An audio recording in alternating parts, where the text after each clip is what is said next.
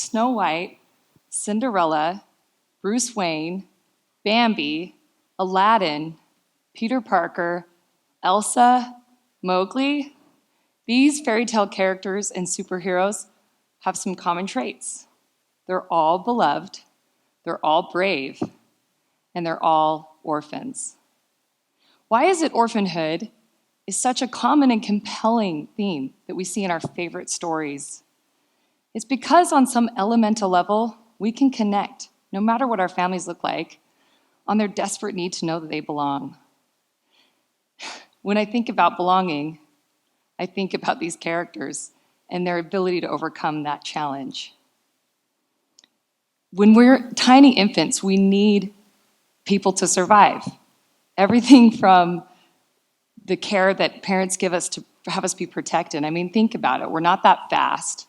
We can't fly. We don't have very sharp teeth and nails to protect us from predators. What's allowed us to evolutionarily survive all this time is our strength in being together. In 2014, I found myself on an unexpected path to learn the importance of belonging like never before.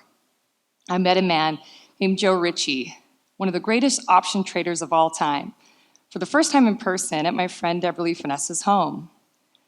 I was helping Deb start a new nonprofit to advocate for vulnerable children and orphans, a topic she was very passionate about as she had adopted her two beautiful children. We were really excited to get someone like Joe involved in the movement because he had helped many presidents in Africa overcome nationwide issues. As Deb spoke about the orphan worldwide crisis, I saw Joe's heart set on fire. And he and I bonded over the idea that we could look upstream and solve a host of issues before they even become a problem, just by focusing on the family. What's interesting is that I knew that our nonprofit needed Joe, his expertise, his wisdom, his connections, but what I didn't know is that I needed Joe.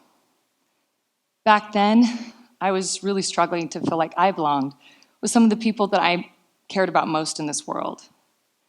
Joe stepped in and sharing his community, his heart, pouring into my life, helping me feel loved. And he really helped me understand that I deserved to be loved, that I deserved to belong. We've learned a lot of great things along the way of helping vulnerable children. But when we step out and we see that billions of dollars are being poured in every year to the orphan crisis, and yet it still seems to be getting worse, we have to ask ourselves what's going on. It seems that actually a lot of what people think about orphans just simply isn't true. Joe always said you have to understand a problem in order to solve it. So I'm going to share today 3 myths that get in the way of best practice solutions on helping vulnerable children and foster children around the world. Myth number 1, there are no orphans in the United States. For decades, the foster care system has been a largely invisible crisis here in America. According to the Administration of Family and Children, there are over 400,000 kids every year in our system. Most of them just need a loving foster family to take care of them till they can be returned to their biological family. But 100,000 of those can never return to their families of origin. Due to severe neglect and abuse, their parental rights are terminated. Those kids need to be adopted. And when they aren't, the consequences are devastating.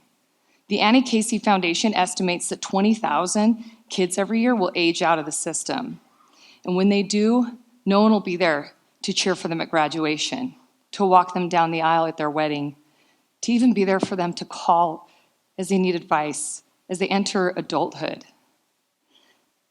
Lots of people think that we have no orphans in the United States, but these kids are our orphans.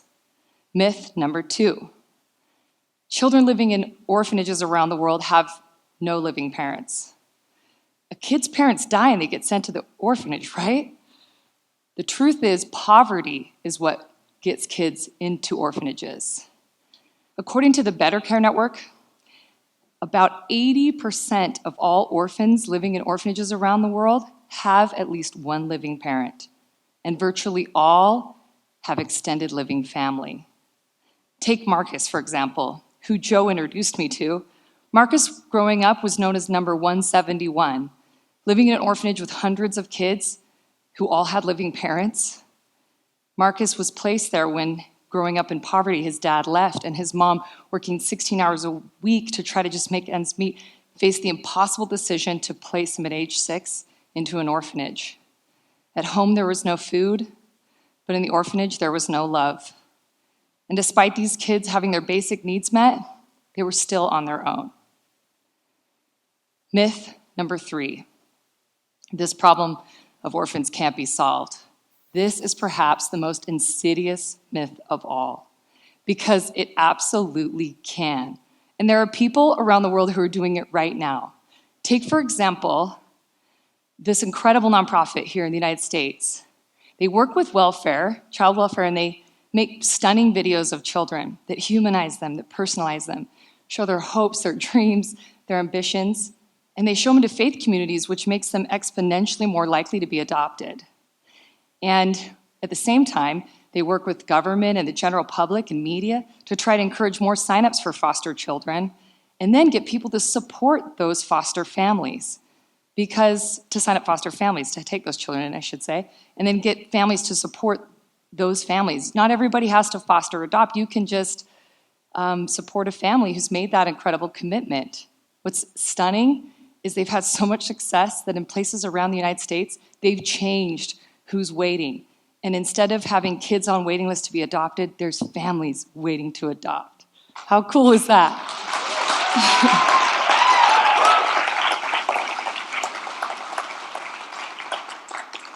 In Rwanda, after the genocide, hundreds of thousands of children were left orphaned. Faith leaders took action, and they found church leaders to actually identify a family in their congregation that would soak up an orphan out of the orphanage. And then that church would support that family to make it possible. And by focusing on family instead of institutions, with specialized organizations, the government has actually achieved, get this, Rwanda is now the first orphanage-free country in Africa.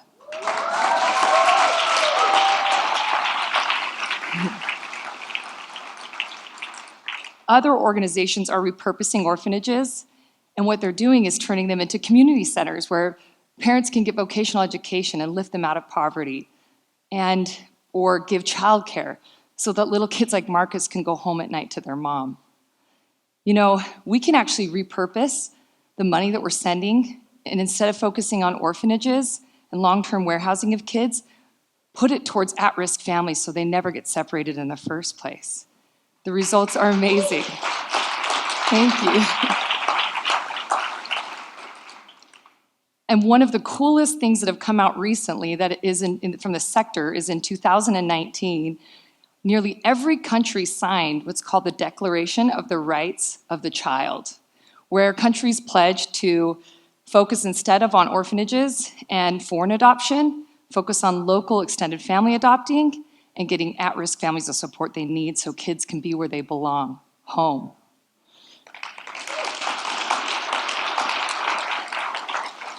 These are great myths to know, and there are many more you can learn about. But I think back on my struggle, and I really do feel so grateful for my friend Joe, who stepped in when I felt deep shame and gave me the love I needed and filled that gap in my heart.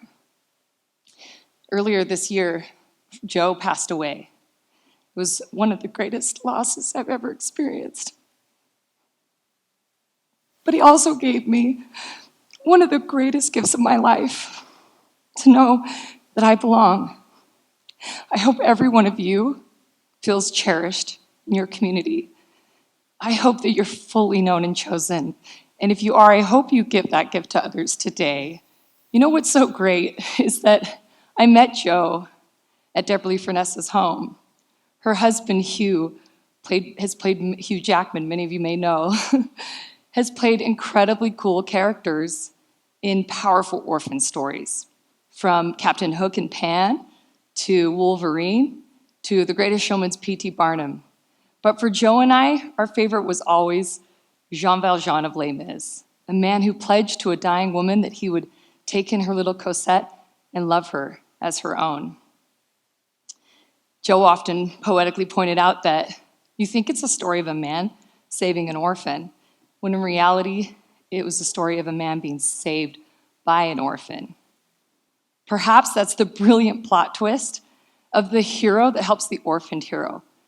Perhaps we gain something remarkable ourselves when we give the gift of belonging. Maybe, just maybe, Joe gained something special when he gave his heart to me and so many others. I can imagine a twinkle in his eye when I say this. Either way, I know what he did for me, and I pray that I have the courage to muster the integrity to pay that forward, because it truly changes lives, perhaps most importantly, our own. Thank you.